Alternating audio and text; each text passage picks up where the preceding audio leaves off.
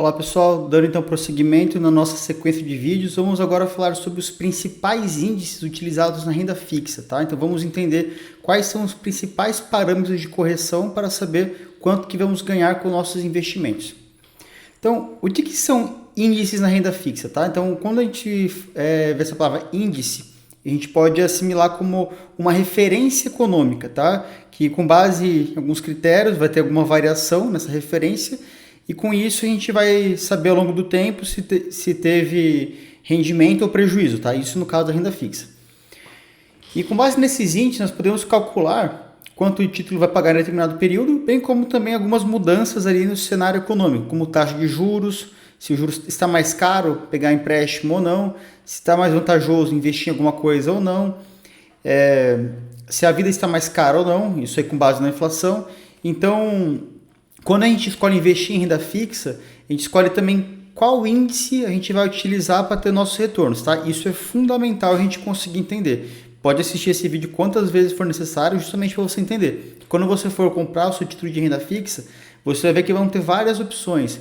Vai ter renda fixa Selic, acompanhando esse indicador, vai ter renda fixa do IPCA, renda fixa 13% ao ano. Então, entendendo esses conceitos, você vai ver o que vai ser mais interessante na sua condição. Então, a taxa Selic. Tá? Então, o que é Selic? É o Sistema Especial de Liquidação e Custódia. Então, é nesse sistema que são feitas ali as operações de compra e venda de títulos via Banco Central. E essa taxa, ela é comumente associada com uma taxa básica de juros do Brasil, tá? Então costuma ser, a grosso modo, a taxa definida pelo Banco Central. Então tem lá o Conselho Monetário Nacional, que ele define a meta da inflação conforme os indicadores econômicos e passa a missão para o Banco Central, que através de seus instrumentos e seus órgãos ali como o Copom, que é o Comitê de Política Monetária, eles vão se reunir para ver quais serão as ações. E a mais comum delas é a emissão de títulos, né, ou recompra de títulos a uma taxa específica. Então, existe a Selic Meta, né, então, que é a meta da taxa de juros, que é o que eles querem fazer de fato, e a Selic Over, que é o que está acontecendo de fato na economia. De repente, eles querem que a Selic esteja a 12%, mas viram que para funcionar do jeito que eles querem, para alcançar as metas do Conselho Monetário, vai ter que aumentar para 14%. Então, é interessante a gente ver isso, né? O que é a Selic Meta, né? Então, o que é a meta, o que eles querem alcançar e o que estão alcançando de fato, que é a Selic Over. Já o certificado de depósitos bancários, então, também é um padrão de referência muito utilizado, tá? Principalmente ali em CDBs.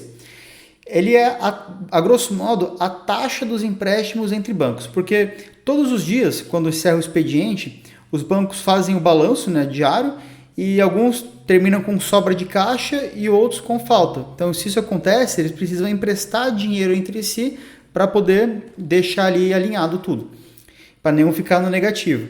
E essa taxa é a taxa de juros que eles cobram entre si para realmente emprestarem o valor que é necessário. Então, essa taxa também é utilizada como parâmetro. Elas costumam ser muito próximas da Selic, tá? Porque normalmente o pessoal também pega dinheiro emprestado com o Banco Central. Essas operações são diárias e depois que se encerra o dia, a média entre as taxas cobradas entre os bancos é o que define a taxa CDI do dia, tá bom? Então vamos imaginar ali como uma analogia para facilitar a compreensão, como se fosse a taxa de aluguel diário que os bancos cobram para que outros bancos utilizem esse dinheiro, tá?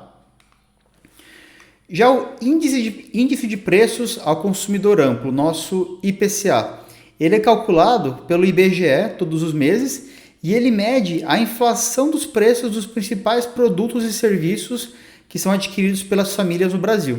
Tá? Então eu coloquei a imagem aqui de uma cesta de bens ali no mercado.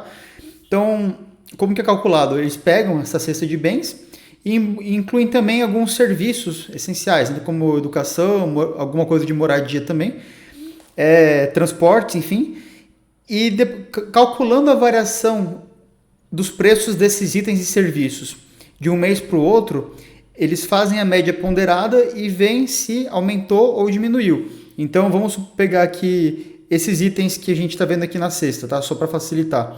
Vamos supor que todos tiveram uma variação percentual para cima. Então, todos ficaram mais caros.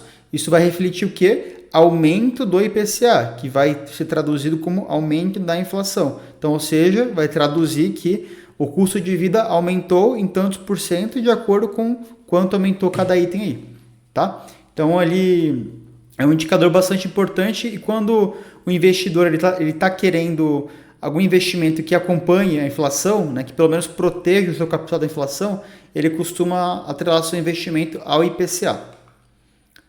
Já o índice geral de preços, principalmente o preço de mercado, que é o nosso famoso IGPM, ele é calculado pela Fundação Getúlio Vargas e ele também mede a inflação, só que de forma um pouco mais ampla. Ele tem uma metodologia de cálculo um pouco diferente do IPCA, que é feito pelo IBGE. E a FGV, uma instituição privada, ela tem a sua metodologia específica. Então, como ele é composto? Tem 3 índices diferentes, tá? Então, o IPA, que mede os preços no atacado e tem um peso de 60%. O IPC, que mede os preços ao consumidor, com peso de 30%. E o INCC, que é o Índice Nacional da Construção Civil, que mede os custos da construção e ele tem um peso de 10%.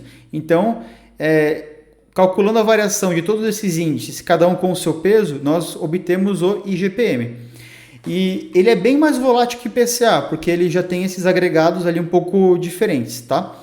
E ele também é o índice mais usado para reajuste de aluguéis, principalmente para alguns contratos. Então, quando nós temos nosso contrato de aluguel, nós comumente vemos ali que vai ser reajustado pelo IGPM. Então, é um índice que também a gente tem que prestar bastante atenção. Então, para concluir aqui, essa é uma aula que não dá para a gente pegar e ficar perdendo muito tempo, até porque são conceitos que, se a gente consegue entender a linha geral, a gente consegue já ter aplicação nos nossos investimentos. Mas quais são as ideias gerais, que é o que a gente tem que captar? Que a Selic é a taxa definida pelo Banco Central e guia toda a economia. Tá? Então, ela é uma taxa que realmente a gente precisa ficar bem atento a ela, porque vai impactar no nosso dia a dia. O CDI é a taxa média entre os dos empréstimos cobrados entre os bancos. Então, os bancos ali nas operações dele de empréstimo entre si, eles cobram taxas. Então, essa é a taxa do CDI. Também é uma taxa muito importante. O IPCA é o índice que mede a inflação de todos os bens e serviços, pelo menos os principais ali adquiridos pelas famílias. Então, ele ajuda a ver se a vida ficou mais cara ou mesmo mais barata, se estiver tendo uma deflação. E o IGPM ele mede preços mais amplos, tá? Então, inclui desde o atacado até a construção e o consumo no meio também. Então, por isso ele acaba sendo um pouco mais volátil do que o IPCA, mas eu mesmo acredito que ele é um índice que reflete melhor a inflação no nosso cotidiano, tá bom? Então, caso tenha ficado com alguma dúvida, queira entrar em contato por algum motivo, segue então o QR Code na tela e nos vemos no próximo vídeo. Muito obrigado.